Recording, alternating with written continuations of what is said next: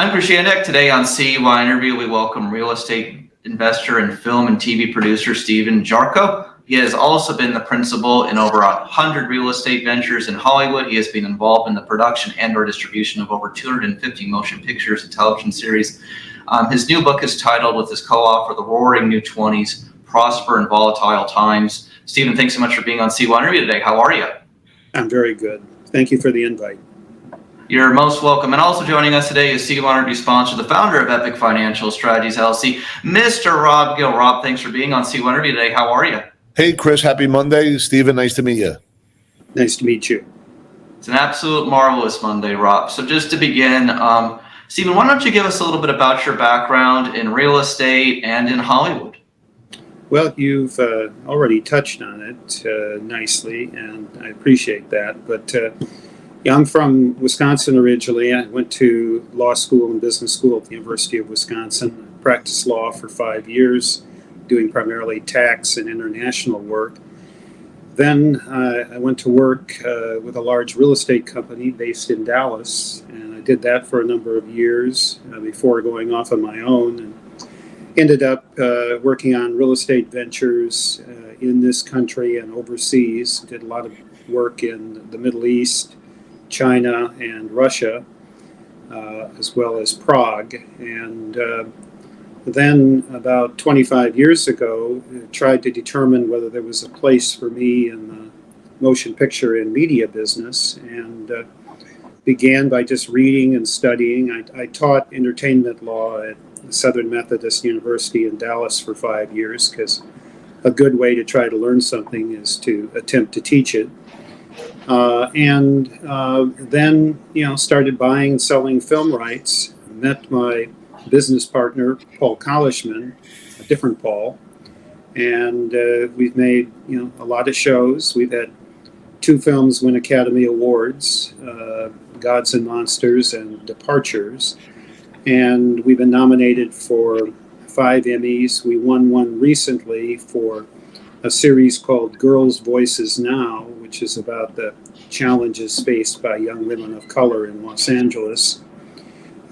We own a streaming and TV service aimed at the gay audience, which has been very successful for us. Nothing pornographic, just content that's of interest. It's a subscription video on demand service, and one of the few smaller services that has become profitable and successful. A lot of companies are losing money on streaming right now, but we have a very targeted model that seems to be working for us.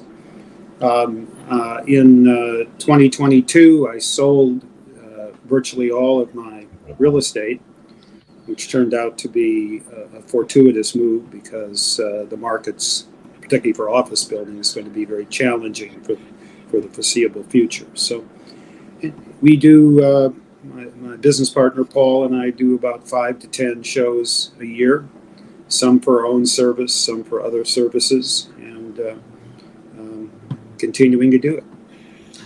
So focusing on the roaring new 20s, prosper in volatile times, it focuses mostly, of course, on artificial intelligence. I think, just generally speaking, what do you think is the biggest thing that most people don't realize that is here and is coming at the same time? Well, I think you've stated the most important thing, which is this is not something that's in the dim and distant future.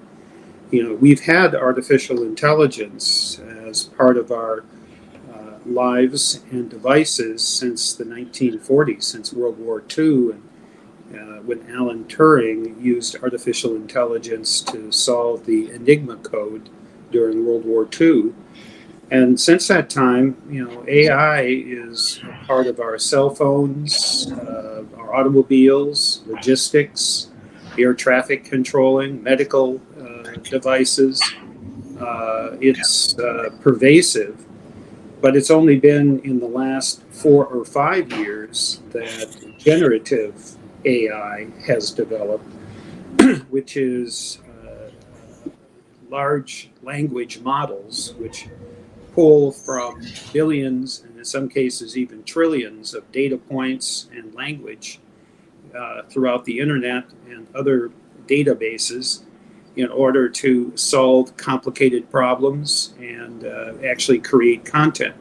This is really the first time that generative AI has been part of the discussion, and it poses some terrific opportunities to solve many of the problems we currently face, and will be a wonderful benefit to mankind. But there's a more than zero chance, however, that it's going to destroy us. So we have to be cognizant of both aspects of it. And I think it's important for everyone, regardless of whether you're a technologist or a scientist, to learn as much as you can about AI.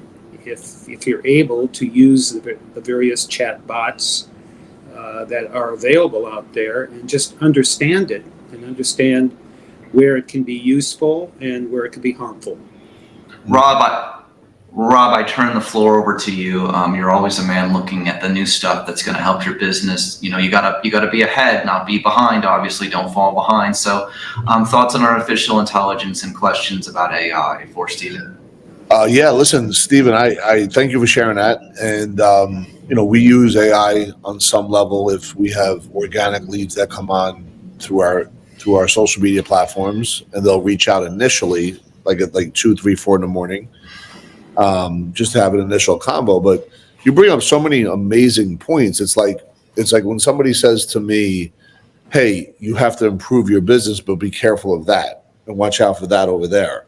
So I like to dig deeper when I hear you say that, AI can hurt us, right? Who's the police of AI? How do we prevent that?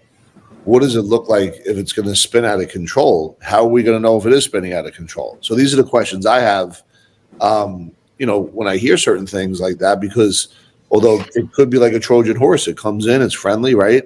And the next thing you know, AI becomes a replacement for a lot of things that could change. Well, it is going to change the dynamic of human behavior. There's no question about it.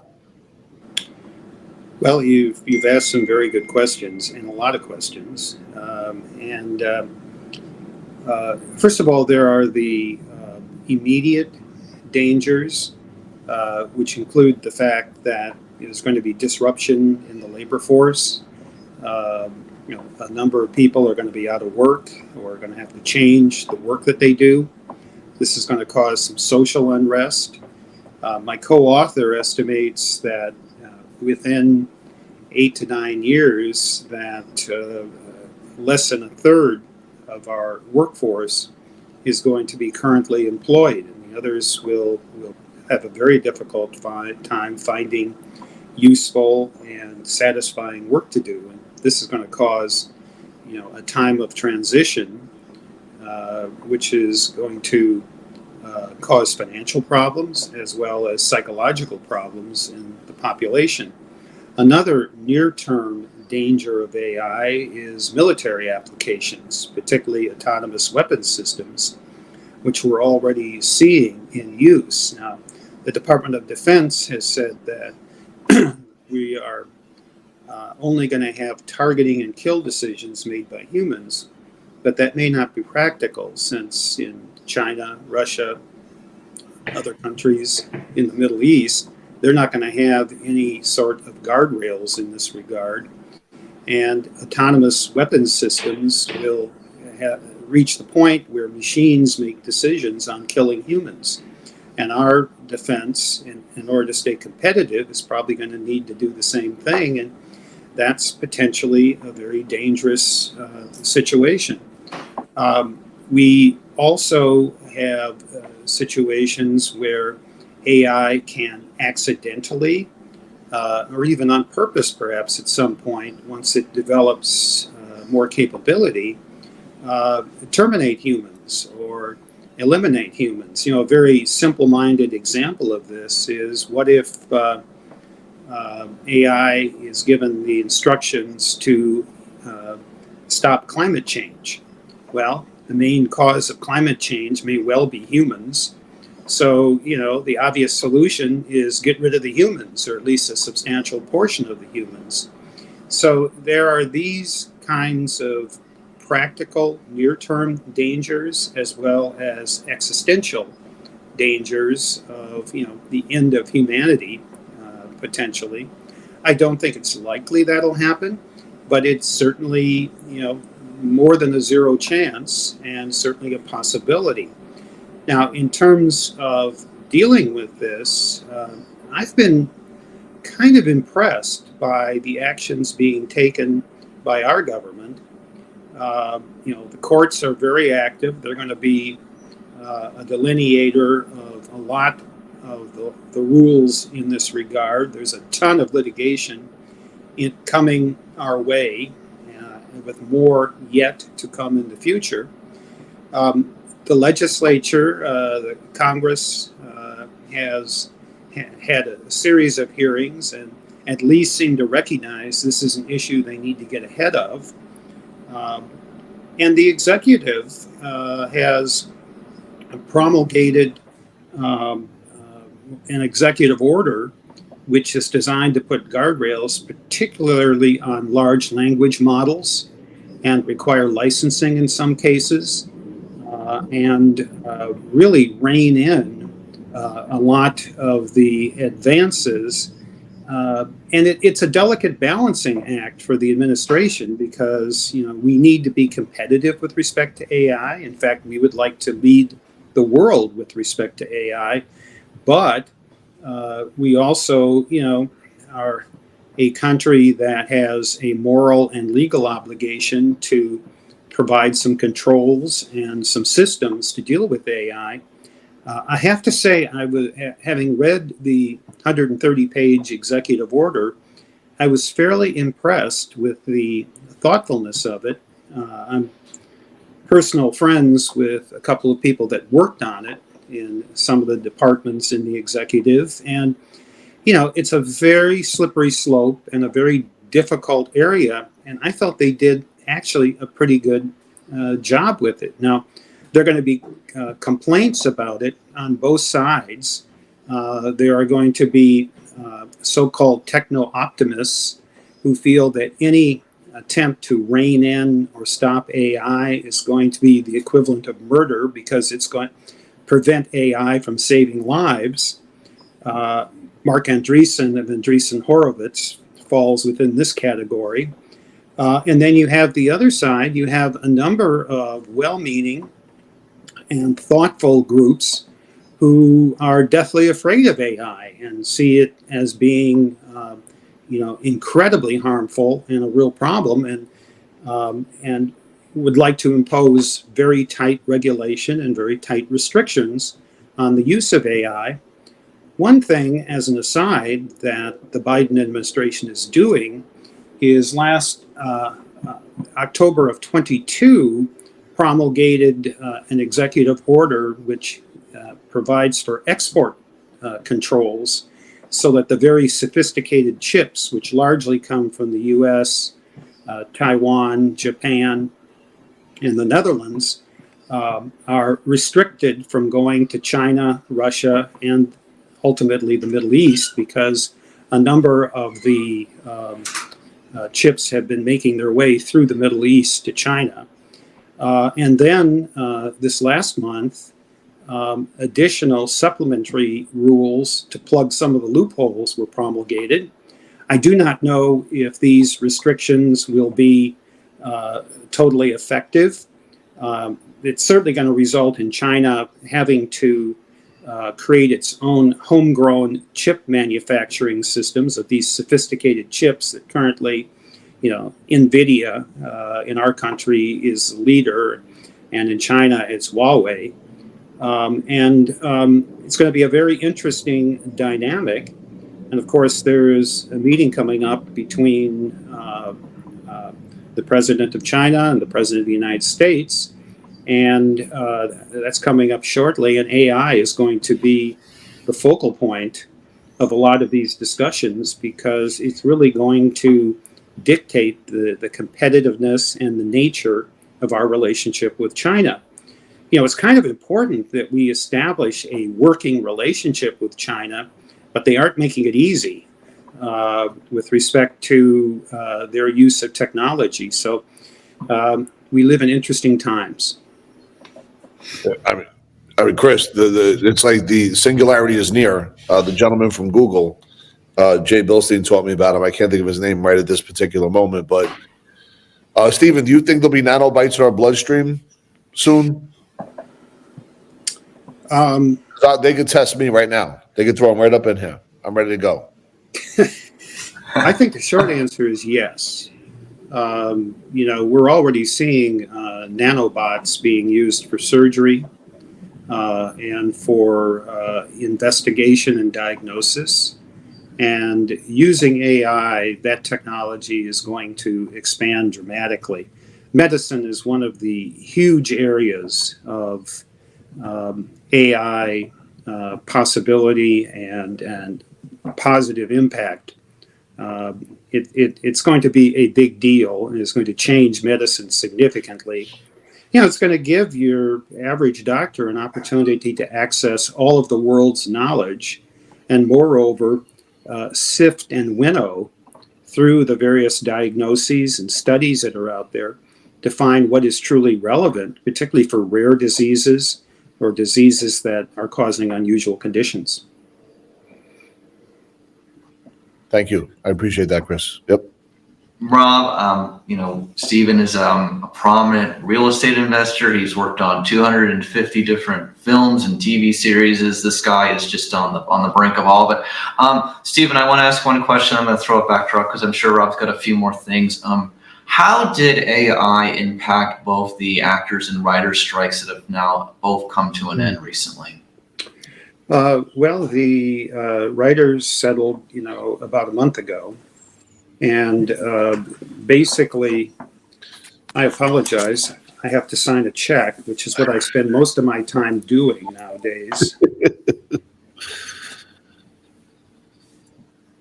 Look at this. This is great. Signing checks right in the middle of it. I love it. Well, it's necessary. Otherwise, I wouldn't do it. Stephen is a very busy businessman with a million things going on. Steve, where are you centrally located? What state? I'm in Dallas. Okay. I spend a lot of time in Los Angeles. I have a home there. I'm up in Wisconsin right now at my parents' house. They passed away about 10 years ago, so I have their home up here. It's nice. It's on the water. It's away from everything. So I'm very fortunate to have this place. I apologize.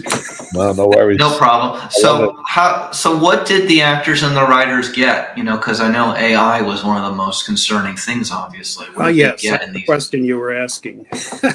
With respect to the Writers Guild, the most important aspect was that,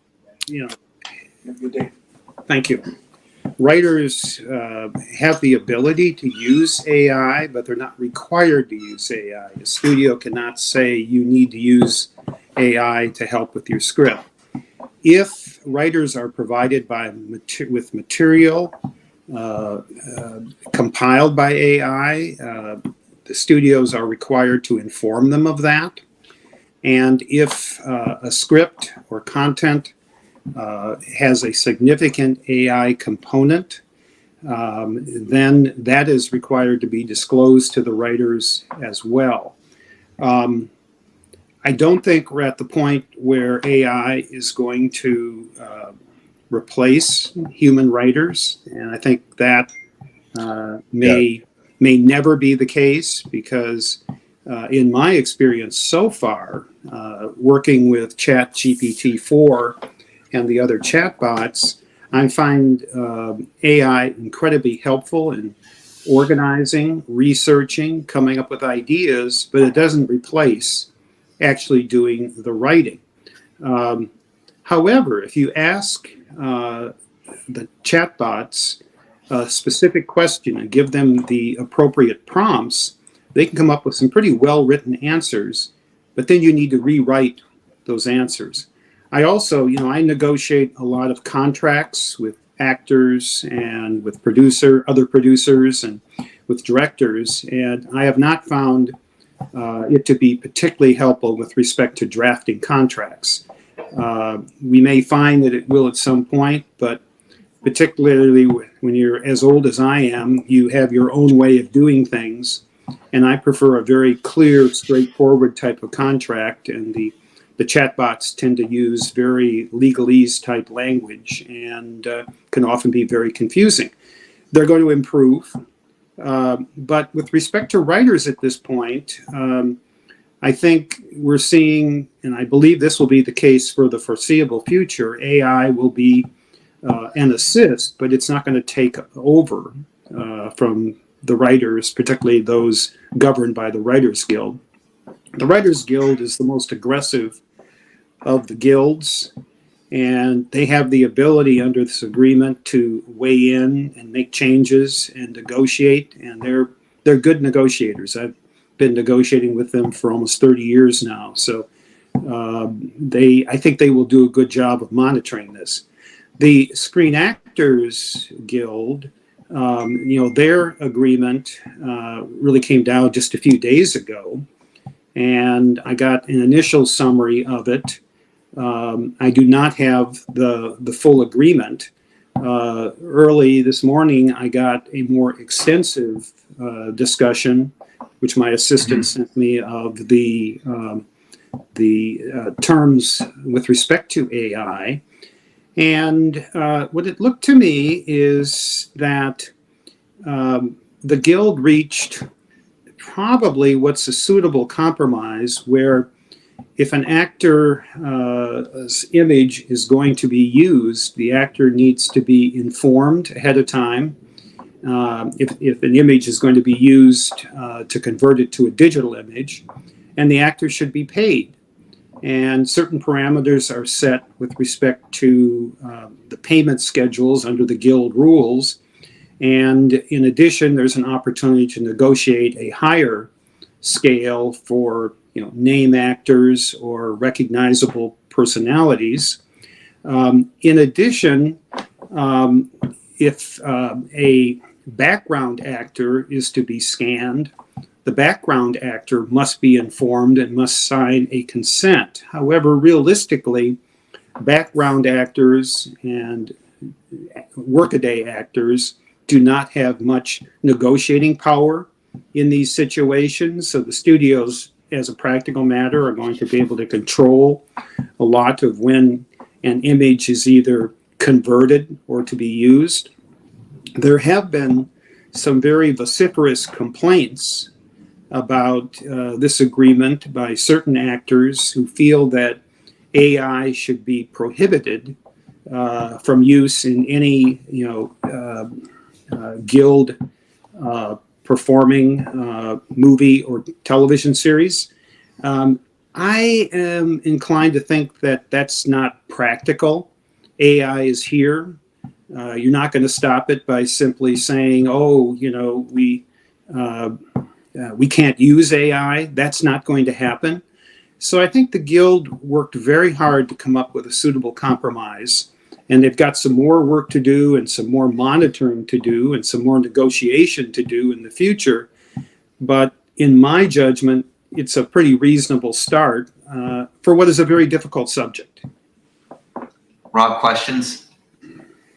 I mean, there's a lot there, Chris. One of the things I would suspect, though, is as time goes on, I got to believe that ChatGPT or AI would be able to write scripts just by getting into the brains of folks and thinking of a billion different scenarios or life conditions.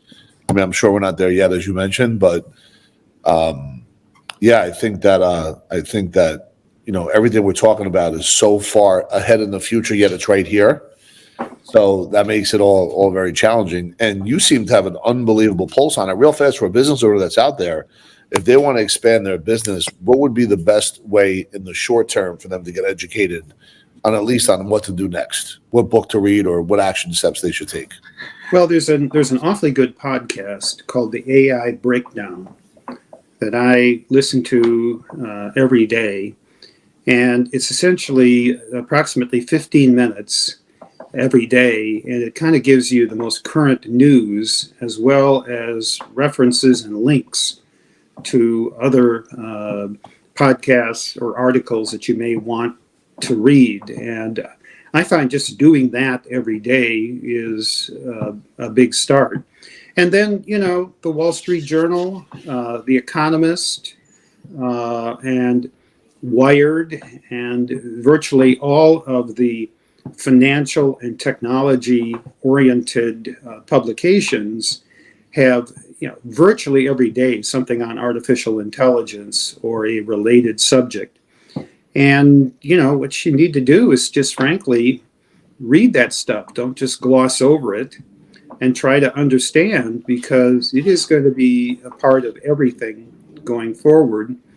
And then, as I mentioned earlier, take the time to actually use, in particular, ChatGPT-4, and learn to use the prompts and to guide the AI through a problem-solving task that you may have in your business.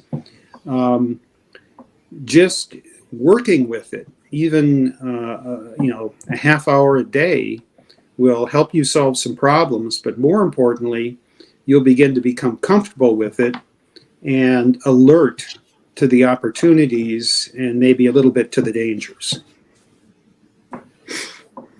Anything else, Rob? I think we lost him. Oh, Stephen, you there? Good, Chris. Thank you. I'm here. Okay, just making sure. Okay. All right. Well, so Stephen, again, the book is called The Roaring New 20s, Prosper in Volatile Times. Thank you so much for joining us on CYInterview today. And of course, CYInterview sponsor, Rob Gill. Thank you both for being here. I appreciate the opportunity. You guys take care. Thank you for watching today's CYInterview segment from Las Vegas. Please hit the like button and please hit the subscribe button to be updated on all future CYInterview content from Las Vegas and beyond.